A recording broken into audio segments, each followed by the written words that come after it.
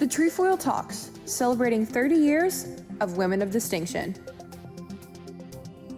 Hello, my name is Mary Pat King, and I'm the CEO of Girl Scouts of West Central Florida. Welcome to our Women of Distinction Trefoil Talks, a reimagining of our annual Women of Distinction event that honors its 30-year history. These live panel discussions will feature past Women of Distinction honorees and other notable women in our community. They'll be giving advice for young women who are making decisions about their future, continuing our goal of connecting today's women leaders with the future women leaders we are building at Girl Scouts. We are able to further our mission of building girls of courage, confidence, and character who make the world a better place because of your generosity, which is needed now more than ever. If you find this program to be valuable, please consider making a donation by visiting gswcf.org/WOD,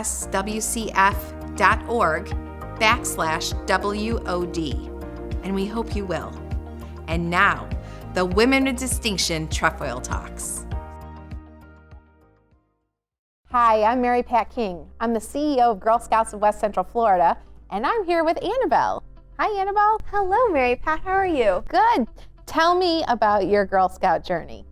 Well, I have been a Girl Scout for 12 years now. I'm officially a lifetime member since I just graduated high school. Congratulations. Girl Scouts has taught me so much. It's given me the relationships that have pushed me in all the ways of life and everything I wanted to do. Being able to interact with younger girls and help them learn from their experiences, and being a voice for Girl Scouts. That's amazing. Your voice has been so important. We have really benefited from your voice in many ways, beginning when you were what, a junior? Were you a junior Girl Scout in Media Girls? Yes, I was. The past videos are hilarious of mini me talking about Girl Scouts, but because of that experience, it has shown me what I've loved.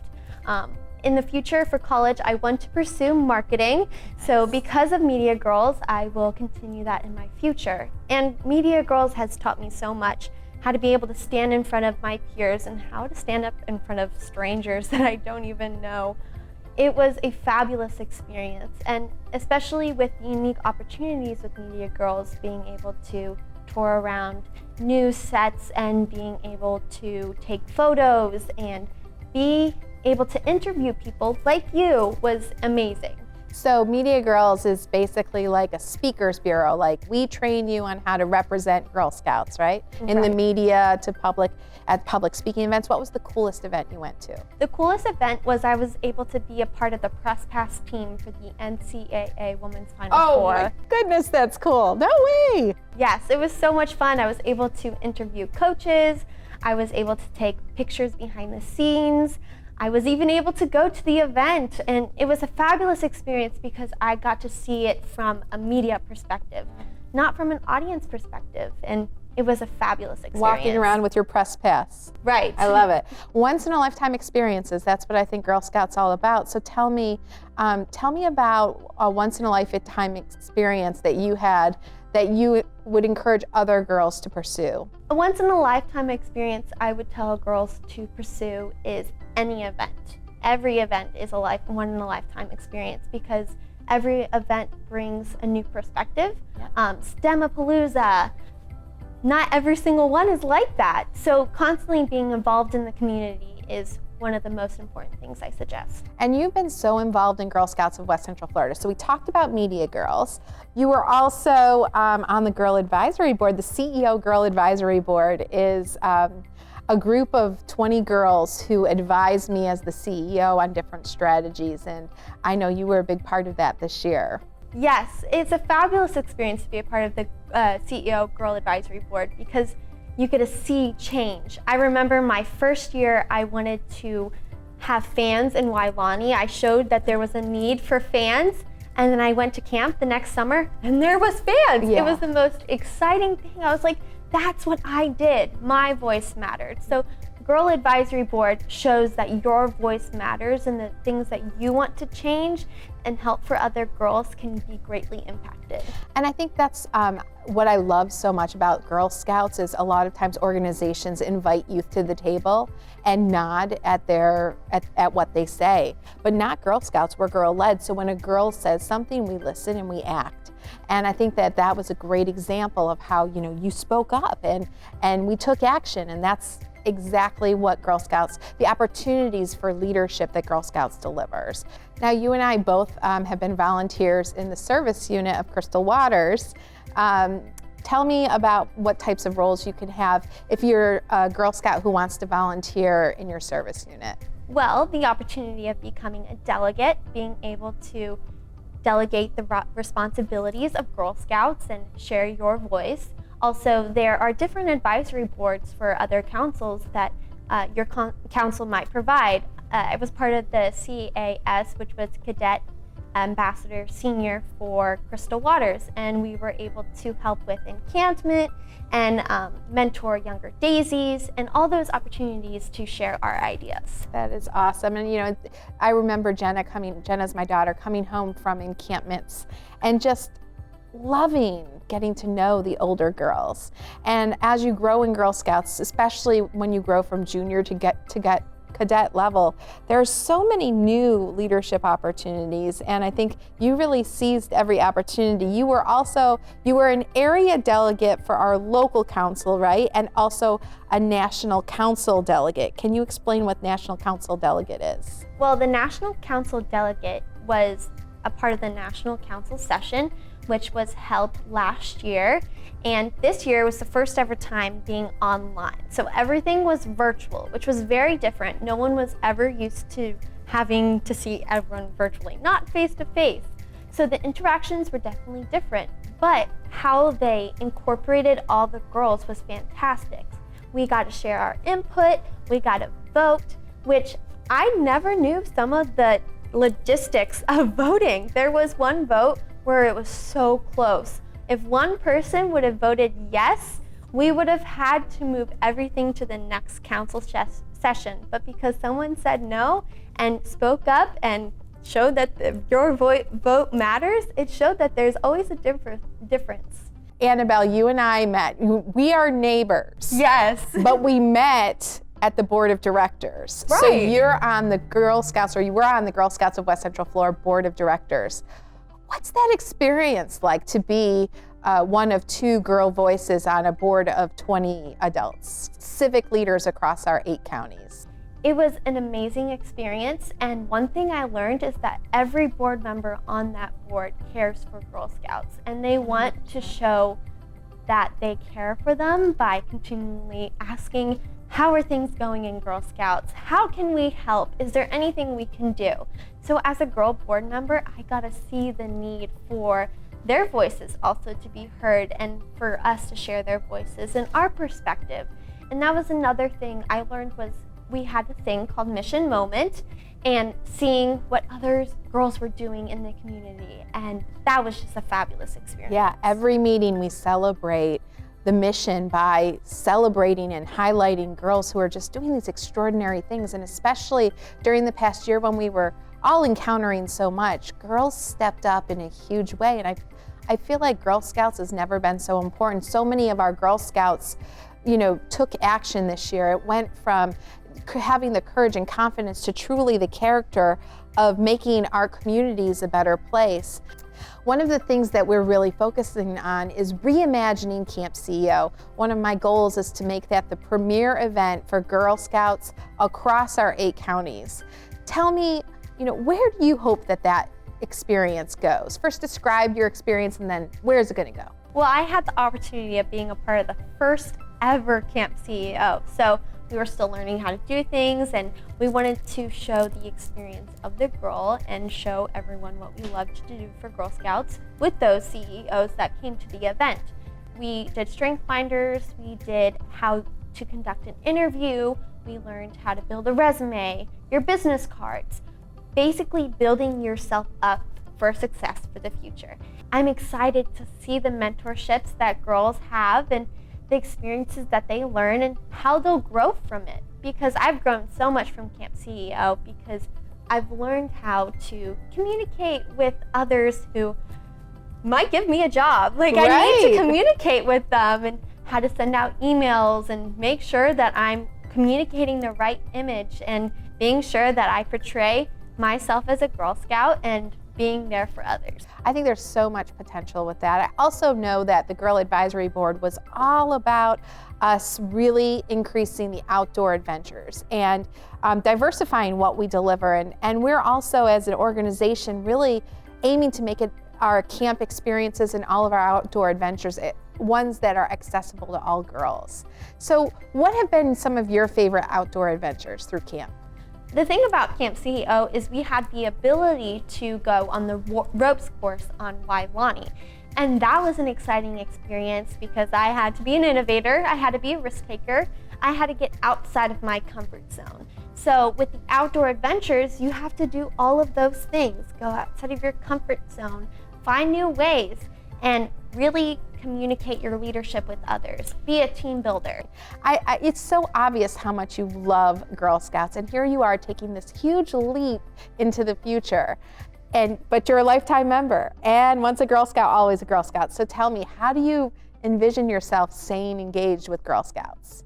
Well, I see myself maybe one day becoming a leader. My mom was a leader, and she definitely taught me so many things that have encouraged me along the way. I want to continue to be a part of Girl Scouts. I am a part of the Daisy Circle, so I continue to support GSWCF as continuous as I can and being there for girls. I have younger girls who I continue to mentor and being there for them as they grow as a Girl Scout. Our pipeline is so strong of female leaders. We are just continuing to grow and evolve what we do. And in the next few years, something that I really hope that we can rely on our alumni like you about is making sure that every girl has access to Girl Scouts in our 8-county footprint. So I'm really thankful for young alumni like you who are going to help us to reach more girls and to engage more girls and make sure that every girl can benefit from the tremendous lessons that Girl Scouts deliver. So thank you so much. So with the Girl Advisory Board, you've been able to be a leader. What is something that you have learned from the Girl Advisory Board? I have learned how creative and unique each girl's perspective is. Everyone has a different troop experience. Everyone has a different desire for their Girl Scout leadership experience. And so the mix of perspectives really gives a global view for us to think about which direction we should go. So I so appreciated that.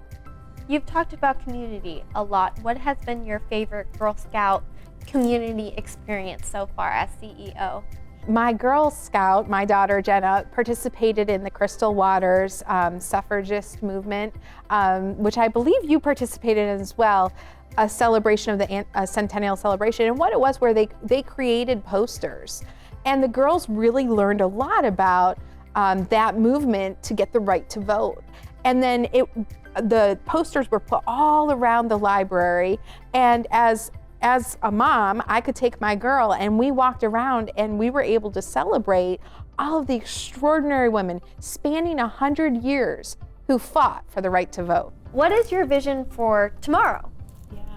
So I have three big things that in the next 10 to 15 years I really want to make happen. One of them is to increase membership. And I don't mean just to increase the number, I mean equity. How are we going to make it possible for every girl in our 8-county footprint to be a Girl Scout? How are we going to bring new resources to make it possible that they can be part of the experience, not just to sign up and be a member and attend a troop meeting, but to have the same high quality experience. So they're able to have the uniform, they have a place to put the patches, they have the resources available to pursue these wonderful badges. They get to go to camp if they want to, they get to go to Camp CEO. I think that should be something that any girl who has the desire should be able to do, and I want to make that happen. So that's one thing. Second thing is I really, really, really am committed to our camps. I think our camps are just extraordinary places, and I think they're magical. I think at camp, it's where we can really grow the inside of the person while we encourage them to push the limits on the outside, right? And so something like, building an equestrian center that's world-class at Camp Wildwood is exactly the kind of objective for the future that I'm looking to pursue. And then the final thing is accessibility. I really feel girls, especially girls with special needs, have a very important place in Girl Scouts. And I want to figure out how we can make it possible that all girls who have special needs can be at camp, can be part of our community, and really amplify their voices as well. Awesome. My last question that I have for you is, with everything going on with COVID and things finally opening back up for Girl Scouts, what is one thing you would say to encourage girls to get out there and continue living in those experiences? Yeah, one of the things that we at Camp Wailani for the Girl Advisory Board meeting that we had, do you remember we had an exercise where we went around the room and everyone had to give one word that they felt like defined Girl Scouts. We heard a lot of amazing words, but the word we heard over and over and over again was opportunities. So when you're little or younger, the opportunity is to have fun and to build your character and to learn how to be a Girl Scout and to learn how to give back to the community. As you grow up, that learning becomes adventurous. That learning becomes leadership. That learning becomes pushing yourself and growing your self-esteem and gaining the confidence that you need to be a young woman who can do really anything that you aim to do. And here you are, you're at that point, and I'm so proud of you. You're a young woman who's ready to take off and do whatever it is that you want to do, Annabelle, and I'm so excited for you because you are a great example of what a full, high quality, 7+ years of Girl Scouts, you're 12 years, but they say the research shows only 7 years it takes for a high quality, full Girl Scout leadership experience to change the trajectory of your life. And here you are, you're ready to take off. So I'm so excited and hopeful for you. Well, thank you so much for coming. This was so much fun. Annabelle, tell me what's up next? On August 4th at 7:30, we have another Trefoil Talks about women in finance. That sounds awesome. There were also 2 other wonderful Trefoil Talks, and I hope you'll check them out on our website. We have a facilitator's guide for troop leaders or Girl Scouts who want to facilitate conversation about some of the empowering and inspirational remarks from our panelists. And by tuning in, you can earn requirements for badges. Oh, so true. Well, thank you, Annabelle. It's been great talking with you. Thank you, Mary Pat. Thank you for the experience. And thank you all. Hello, I'm Laura Webb, President of Girl Scouts of West Central Florida's Board of Directors. Thank you for joining us for our Women of Distinction Trefoil Talk. I hope you found it insightful. I want to give a special thanks to our sponsors, including Fried Egg Productions and Premier Eye Care, for their generous support of this project, as well as so many others. And thank you to everyone watching for your belief in girl possibilities through your support and participation with Girl Scouts of West Central Florida. We provide life-changing opportunities for thousands of girls and young women in our community, but we couldn't do it without you. You can still go to gswcf.org/WOD to make a contribution. Thank you again. We hope to see you at our next Trefoil Talk and in person at our 30th anniversary event on March 18th, 2022.